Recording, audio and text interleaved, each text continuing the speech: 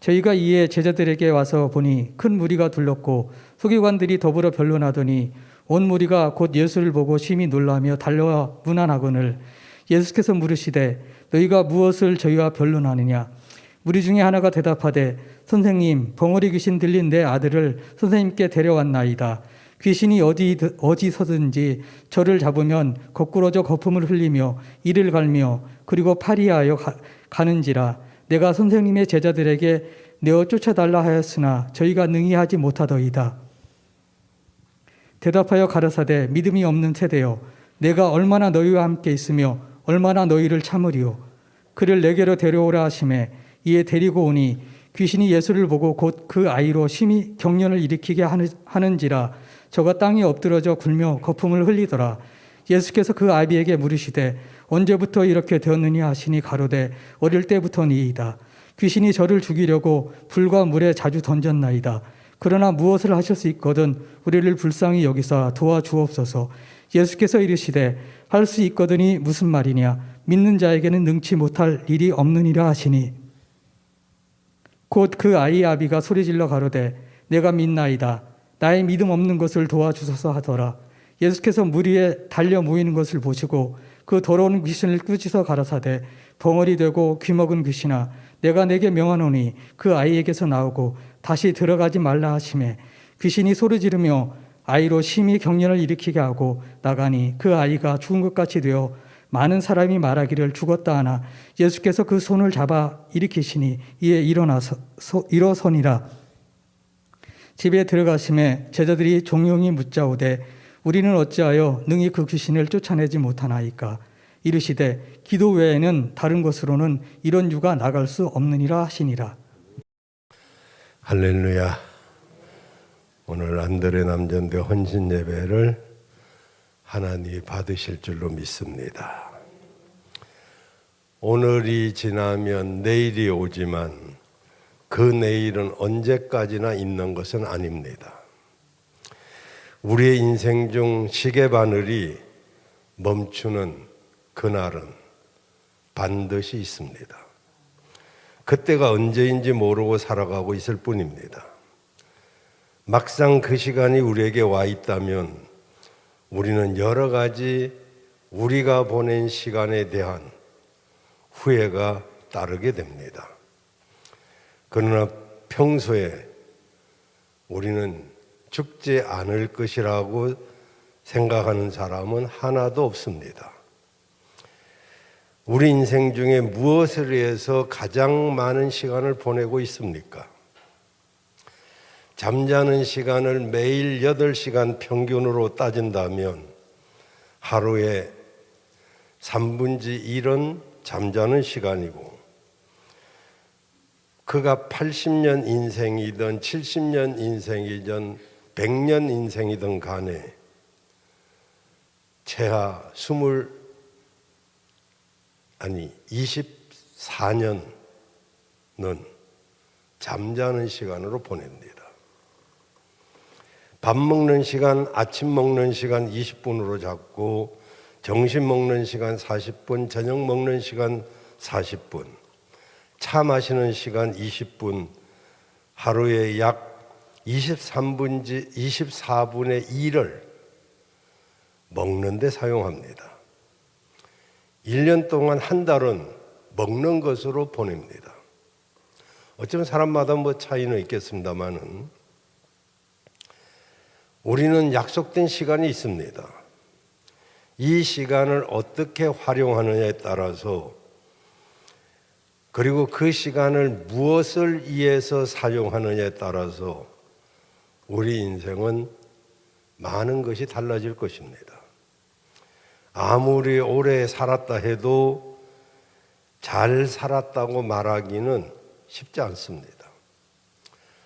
오늘 새벽에 저는 오해와 착각에 대해서 말씀을 드렸습니다. 못 들으신 분을 위해서 말씀을 드리자면 우리 인생에는 쓸데없는 오해와 또는 착각으로 여러 가지 어려운 일들을 겪을 때도 많습니다. 물론 착각이 아주 나쁜 것만은 아니고 혼자는 또 좋을 수도 있는 부분도 있습니다. 많은 착각이 있죠. 엄마들의 착각.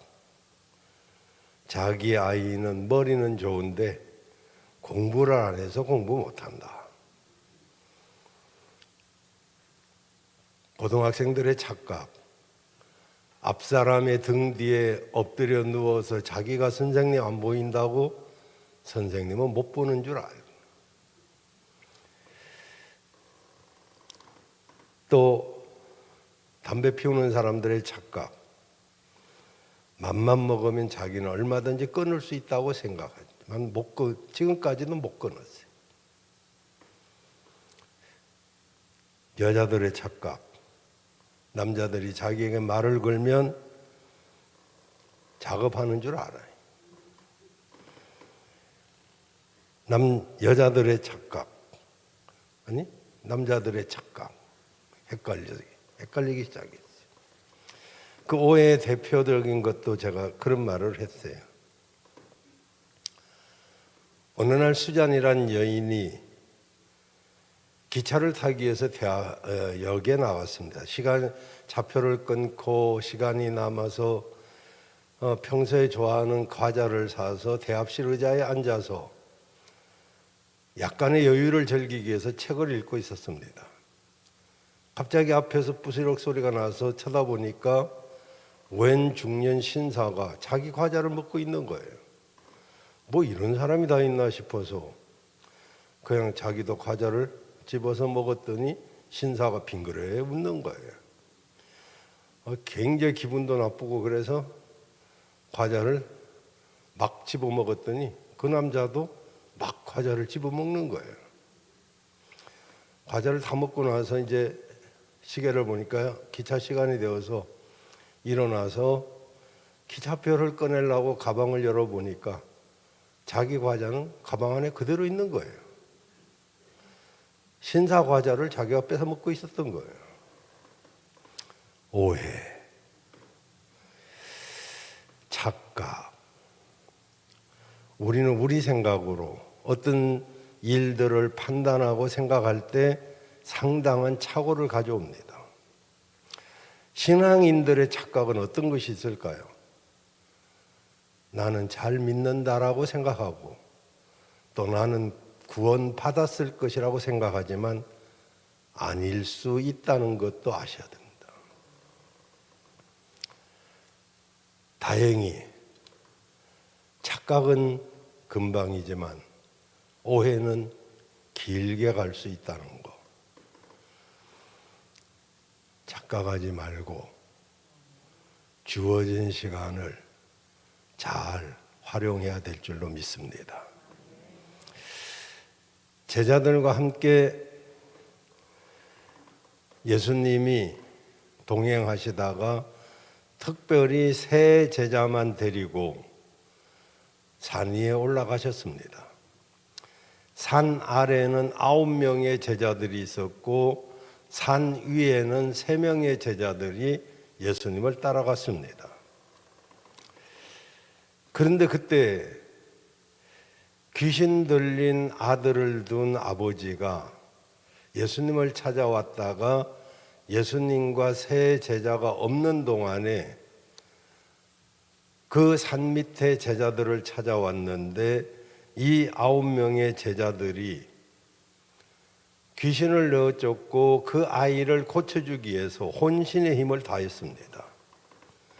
그런데 그들은 병도 고치지 못했고 귀신도 쫓아내지 못했습니다. 그것을 본 서기관들이 이때다 하고 제자들의 방법이 틀렸다고 시비를 걸었습니다. 귀신 쫓는 문제로 의논을 하고 있는데 그때 마침 예수님이 오셨습니다. 주님께서 이 말씀을 하신 것을 우리 설집사님이 읽으셨는데 그 오타가 생겨갖고 설집사님은 전혀 잘못이 없는데 기억자가 하나 빠져버렸네. 마태가 아니고 마가복음이고요. 그래서 그 말씀에 보면 핵심은 3가지입니다. 하나는 믿음이 없는 세대요, 착각의 세대요, 내가 얼마나 너희와 함께 있으며 얼마나 너희를 참으리요. 19절 말씀. 또 하나는 23절 말씀, 할 수 있거든이 무슨 말이냐, 믿는 자에게는 능치 못함이 없느니라 라고 하는 말씀. 그리고 나머지 하나는 29절입니다. 기도 외에는 다른 것으로 이런 유는 나갈 수가 없느니라. 이 세 마디 말씀을 오늘 이 말씀을 가지고 제자들의 난처한 상황을 예수님은 깨끗하게 정리를 하셨습니다. 그리고 이 말씀, 세 마디 말씀은 모두 하나로 연결되고 있는데 그것은 바로 믿음입니다. 성도인 우리는 믿음이란 말을 많이 듣기도 하고 많이 쓰기도 하고, 그러지만 믿음이라는 말을 많이 하는 것과 믿음이 있느냐 하는 것과는 전혀 다릅니다. 오늘 본문에서 문제를 해결하신 예수님의 세 마디 말씀을 살펴보면서 우리의 믿음을 점검해 보는 복된 시간이 되기를 바랍니다. 먼저 첫째는 믿음이 없는 세대요, 내가 얼마나 너희와 함께 있으며 얼마나 너희에게 참으리요 라고 하는 말씀입니다. 예수님이 지금 믿음이 없는 세대라고 말씀하고 있습니다. 이 말씀은 오늘날 우리들에게 그대로 적용할 수 있는 말씀이죠. 이 세대는 정말로 믿음이 없는 세대. 세상을 보면 악한 것, 욕심, 야비한 것 얼마나 많은지 몰라요. 제가 새벽에 또 웃자고 우리 유 목사님을 말했는데 또 유 목사님 오해 안 했나 몰라. 20대가 60대를 1,000원 달라고 했는데 안 주니까 찔러주겠지. 얼마나 악한 세대인지. 이 사람이 여성들을 해치면, 힘없는 사람을 골랐는데 여성들을 해치면 비난이 크니까, 그래서 그 딴에 무슨 또 체면이 있어가지고 여자는 비난이 커서 안 했대요. 또 남자는 덩치가 크면 못 이길까 봐 안 했대요. 그래갖고 덩치가 작은 사람 골랐다고 그래서 우리 유 목사님 골랐나 싶기도 해서 내가 유 목사님한테 그랬어요. 돈 달라고 하면 얼른 줘라. 없으면 내가 1,000원짜리 몇 개 주마 그랬더니 아멘 해서 내가 지금 새 돈으로 바꿔놨어요. 5개 주려고. 예, 웃자고 한 소리인데 안 웃는 사람은 얼마나 살기가 팍팍한지. 좌우지간 여러분도 그냥 1,000원짜리 몇 개 갖고 다니다가 달라면 얼른 줘버려야 돼요. 이거 아멘한 사람은 어떻게 1,000원 달라 소리 같아. 알겠어요. 어쨌든 이런 야비한 시대에 우리 많이 살고 있습니다. 정말 많은 장관 후보들이 별하별 그런 일들을 다 한 사람들이 보니까 털어서 먼지 안 날 사람이 아무도 없는 것 같아요. 오늘 예수님이 믿음이 없는 세대, 의견이 분분할 수 있습니다. 이것이 제자들이 아니고 믿지 않는 사람들을 말하는 주장이라는 것도 있지만, 여러분, 주님은 당신과 상관없는 여러 사람이 아닌 바로 자신의 사람들에게 관심을 갖고 하신 말씀입니다. 즉 제자들에게 하신 말씀이다, 이렇게 보기도 한단 말이죠. 여러분 어떻게 생각합니까? 믿지 않는 사람에게 한 말씀 같습니까? 아니면 예수님이 자기 제자들에게 하신 말씀 같습니까?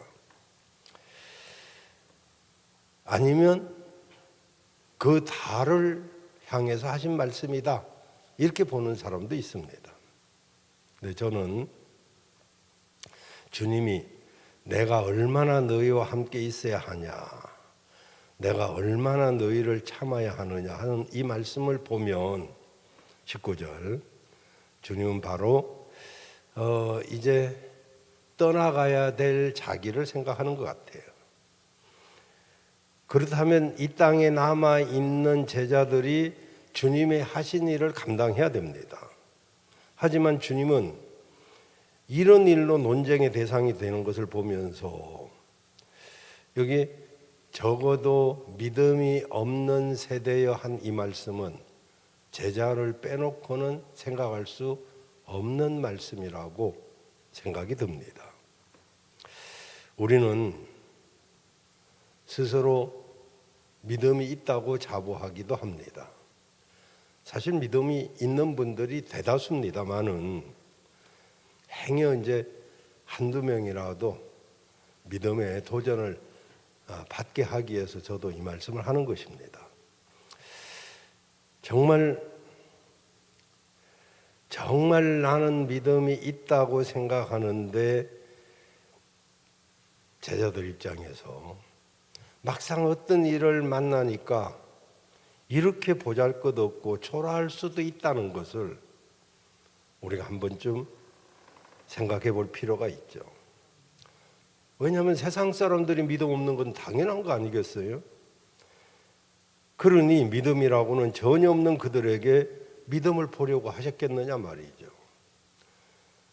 그들에게는 우리가 복음을 전해서 믿음을 갖게 해야 되겠죠. 중요한 것은 우리가 제대로 된 믿음을 갖고 있느냐, 이것일 것입니다. 여러분, 우리도 잘못하면 이 당시의 제자들처럼 믿음이 있겠지라는 착각을 하고 살 수 있다는 것을 우리가 기억을 하면서 오늘 저녁 말씀을 의지해서 여러분에게 믿음이 강해지기를 바랍니다. 사실 주님이 이미 그들에게 그런 권능도 주시고 선물도 주셨어요. 제자들은 주님으로부터 믿음을 선물로 받고 권능을 선물로 받고 명령을 받고 나아갈 때 두렵고 떨렸지만은 주님 의지하고 나갔습니다. 그랬더니 정말 자신들이 귀신도 쫓아내고 병도 고쳤습니다.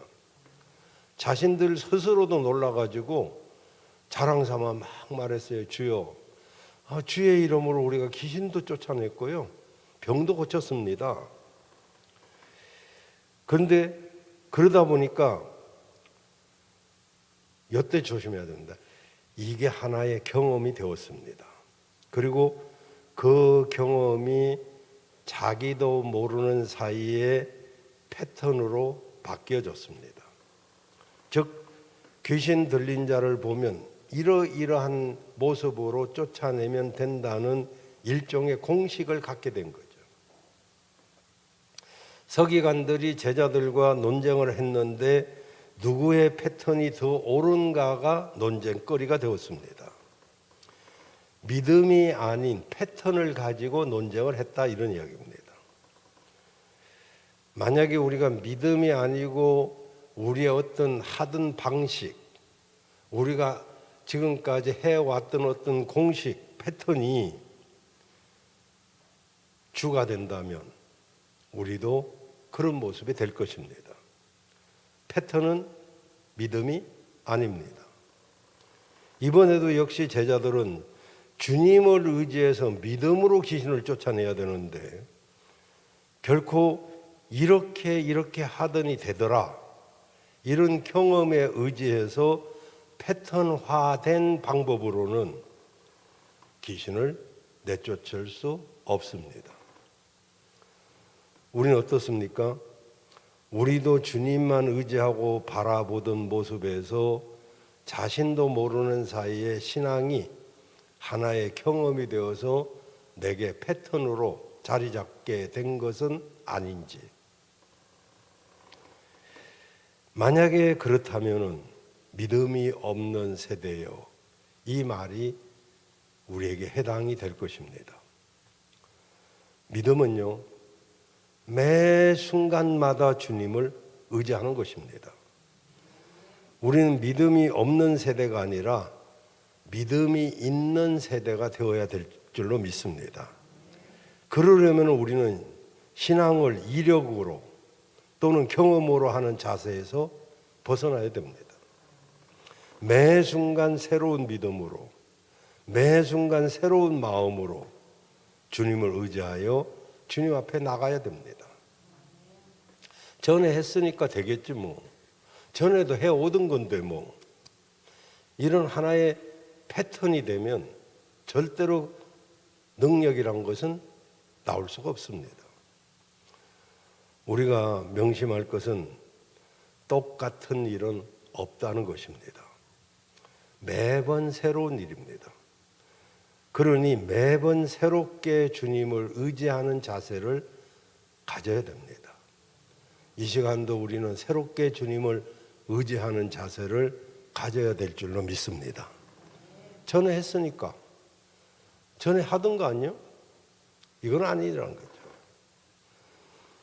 여러분, 만약에 여러분이 매 순간마다 새로운 마음으로 주님을 의지한다면 여러분 믿음의 놀라운 역사를 계속할 수가 있을 것입니다.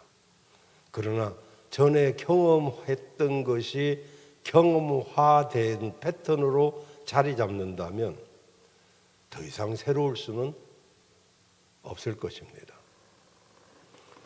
두 번째는 할 수 있거든이 무슨 말이냐? 믿는 자에게는 능치 못할 일이 없느니라, 이 말씀인데요. 여러분 한번 생각해 보세요. 자기 하나밖에 없는 아들이 말 못하게 하는 귀신이 들려서 정말 불에도 넘어지고 물에도 넘어지고 막 그러는 그 자식을 볼 때 그 아버지의 마음이 어떠할까요? 정말 물도 두렵고 불도 두렵고, 이 문제를 해결하기 위해서 이 사람은 별의별 일을 다 해보지 않았겠습니까? 할 수 있는 것은 다 해봐도 문제가 해결되지 않았는데 신락 같은 희망이 생겼습니다. 그게 뭐냐면은 예수라는 사람이 있는데 그분 앞에 가면 무슨 병도 고침을 받았다는 소문입니다. 그래서 그는 그저 물에 빠진 사람 지푸라기도 잡는다고 그 소문을 듣고 희망을 가지고 예수님을 찾아왔습니다. 그런데 때마침 예수님이 산에 올라가시고 안 계시는 거예요. 그러니 한편 실망도 되지만 그러나 그 제자들이라도 만났으니까 자식의 문제가 해결되지 않을까, 그런 기대감을 가졌겠죠. 또 제자들도 자기들이 늘 해오던 방법도 있고 하니까 그래서 걱정 마, 우리가 한번 해볼게. 근데 애를 쓰고 별짓을 다 해도 안 되는 거예요. 다행히 그때 예수님이 오셨습니다. 그리고 무슨 일인지를 물으셨습니다. 몰라서 물었겠습니까? 다시 한번 확인을 시켜주기 위해서 물었겠죠. 그래서 제자들이 아이를 고치지 못하는 답답함을 이제 말하는데 아버지가 너무 반가운 나머지 다른 사람이 이야기하기 전에 뛰어듭니다. 그리고 예수님께 말 못하게 하는 귀신 들린 아들을 당신에게 데려왔는데 당신의 제자들이 능히 고치지 못하더이다 라고 말을 합니다. 그러면서 예수님께 이렇게 부탁합니다. 22절에 보면 그러나 무엇을 하실 수 있거든 우리를 불쌍히 여기사 도와주옵소서. 아버지 입장에서는 제자들이 아니라 예수님이 직접 나서신다면 결과도 달라지지 않을까, 그런 생각이죠. 그래서 도와달라고 청했습니다. 이 제자들에게 실패를 맛보았음에도 불구하고 예수님에게 기대를 걸고 있다는 점에서 이 아버지는 일단 칭찬할 만하겠죠. 그런데 예수님께서는 이 아버지를 책망하십니다. 왜냐하면 이 사람이 한 말이 틀렸기 때문입니다. 이 사람의 말이 끝나자 예수님은 23절에 할 수 있거든이 무슨 말이냐? 믿는 자에게는 능치 못할 일이 없느니라. 이 사람은 대수롭지 않게 무엇을 하실 수 있으면 우리를 불쌍히 여기사 도와주십시오. 22절에 그랬는데 예수님은 도움을 청했다는 점에서는 칭찬할 만하지만 하실 수 있거든 이라는 이 말은 전적인 신뢰가 아니기 때문에 여러분 기적이란 것은 전적인 신뢰를 바탕으로 해서 일어나는 것입니다. 믿으시길 바랍니다. 아멘 하시길 바랍니다. 할 수 있거든이 아닙니다. 할 수 있으면 하고 할 수 없으면 안 하고 이게 아니고 전적으로 주님이 하시면 됩니다. 나는 믿습니다. 라고 하는 확신. 해줄 수 있지 않을까? 이건 확신이 아니죠.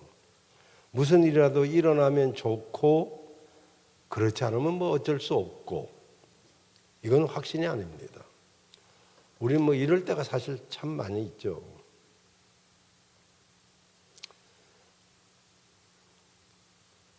어떤 지역에 가뭄이 와가지고 비가 오지 않은 날이 여러 달 되었습니다. 뭐 기우제를 드리고 별짓을 다 하고 드디어 이제 비가 올 것을 믿었습니다. 근데 거기에 어떤 어린아이가 그날 우산을 갖고 나갑니다. 어른들이 야 비도 안 오는데 왜 우산을 가지고 와? 그랬더니 비 오자라고 그렇게 기도도 하고 기우제도 했는데 비 올 거 아니에요? 어른들이 다 놀랬죠. 어린아이 같은 믿음. 비 온다고 기도했으면 우산이라도 가지고 나가야지. 그래가지고 그 전에 병원에 있는 분을 신방을 가서 신방한 이야기 말씀드렸죠. 막 환자를 붙들고 하나님 고쳐주실 줄로 믿습니다. 나을 줄로 믿습니다. 막 통성으로 눈물 흘리면서 기도하고 병원에서 나왔는데 어떤 권사님이 목사님 아무래도 안 되겠죠? 안 되지 뭐 어떡하겠어요. 살고 죽는 건 하나님께 달렸으니까. 이 불신이란 것이요 굉장히 교묘합니다. 말이나 모든 행동은 믿는다고 표현을 하는데 하지만 현실에서는 그 믿는 것에 대한 확신이 결여된 그런 행동, 그런 마음이 우리에게 많이 있습니다. 우리는 주일이면 교회 나옵니다. 또 기도회가 있으면 기도도 합니다. 정해진 헌금도 드립니다. 모든 면에서 믿는 자라는 것을 보여주고 있습니다. 이것만 해도 대단한 거죠. 심지어 사회에서 믿는 것 때문에 우리가 제대로 활동하지 못할 때도 있습니다. 대부분 또 교회 가면 무슨 바이러스 확진자라도 되는 것처럼 또 교회 가지 못하는 분위기로 사회도 몰고 가고 있고 좌우지간 제가 누차히 말씀드렸지만 지금 코로나는 얼마나 영리한지 지하철은 안 걸리고요. 뭐 사람 많이 모이는 것은 별로 안 걸립니다. 지난번에 동구시찰 이제 교육자 단합대회로 갔습니다마는 관광차에서 막 우르르 수십 명씩 내리는데 아는 사람들은 다 아는 체 하면 안 된답니다. 그 4명씩 짝을 지어갖고 따로따로 들어가서 앉았어요. 다른 관광차도 우르르 수십 명 내려서 앉았습니다. 모르는 사람하고는 괜찮습니다. 아는 사람하고 안 됩니다. 아, 코로나가 그냥 아는 사람 모르는 사람을 어떻게 그렇게 구분을 잘하는지 웃기잖아요. 우리 막내 손자 8살짜리, 아니 8살이 아니 이제 나이가 먹었지. 우리 미 친구 예준이가 염소탕이 그렇게 먹고 싶다고 가서 5명이 갔는데 옥천까지 갔는데 가족 증명서 띄워라 해가지고 어디 뛸 데가 있어야죠. 그래가지고 돌아서서 오는데 내가 이 집은 다시는 안 오겠다라고 하는 마음이 여기까지 왔는데 또 가야 될 것 같아요. 어쨌든 참 그래요. 여러분, 주님은 여러분의 확신 있는 믿음을 원하십니다. 이왕 믿는 거 잘 믿읍시다.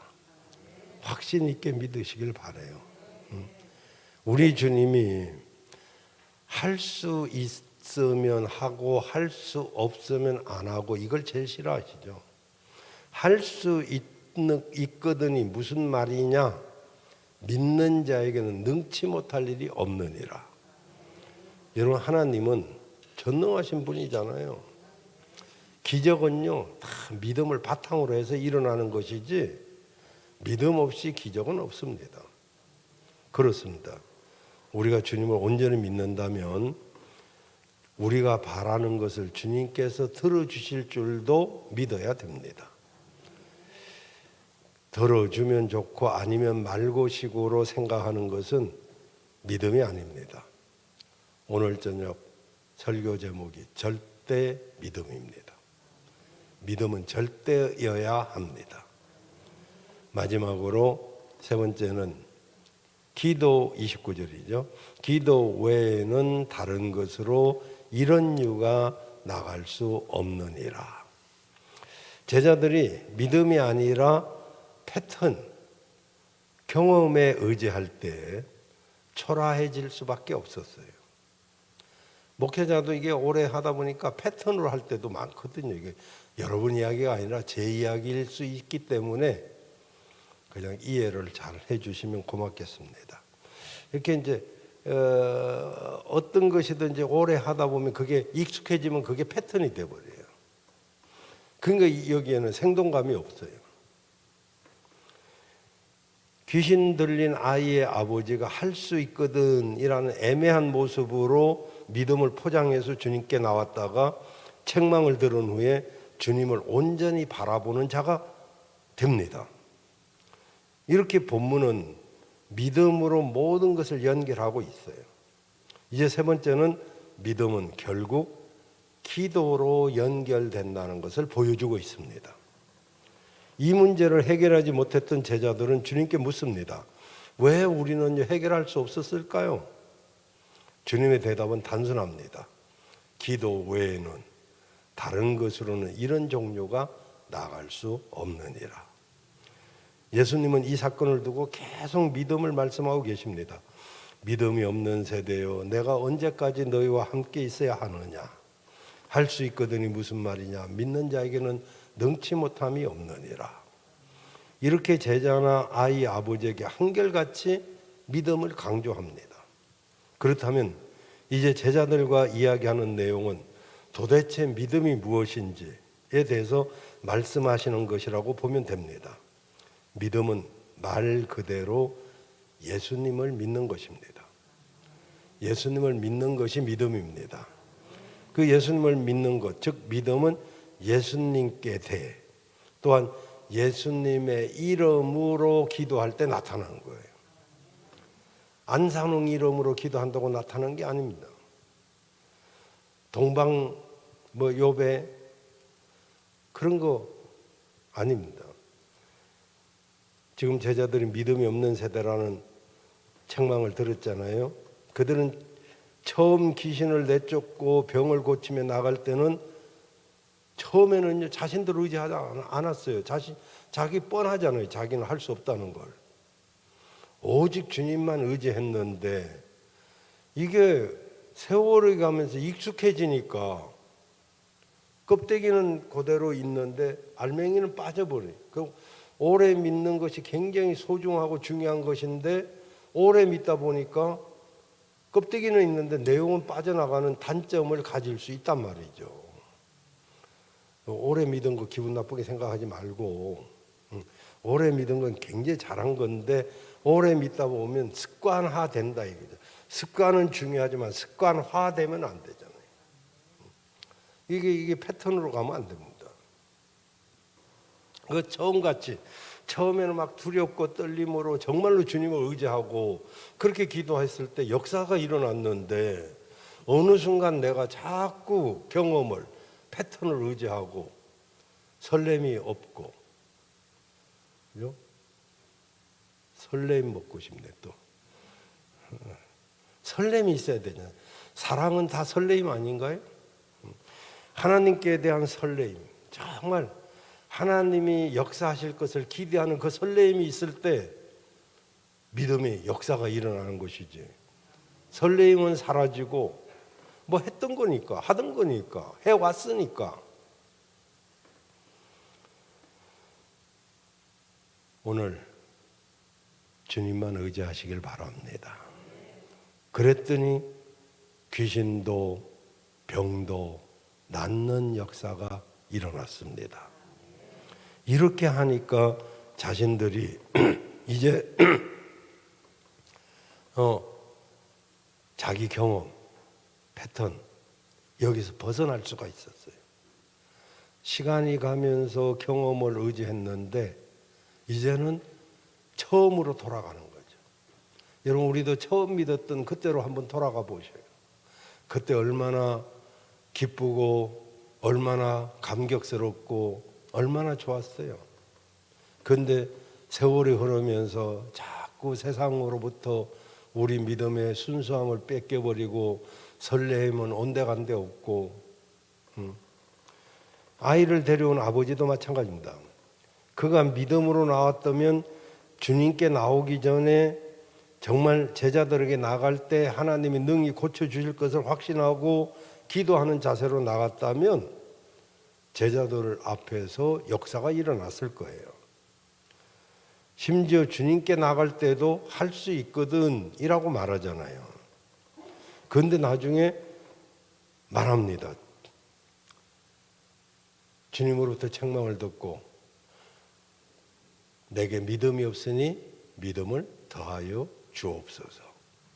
그랬더니 역사가 일어났습니다. 오늘 우리 이 저녁에 제가 자주 하는 말씀 죄송합니다마는 못 배운 게 문제가 아니고 못생긴 게 문제가 아니고 못 사는 것이 문제가 아니라 믿음이 없는 것이 문제라고 인정하고 오늘 저녁 믿음을 구하면 하나님 믿음을 더해 주실 줄로 믿습니다.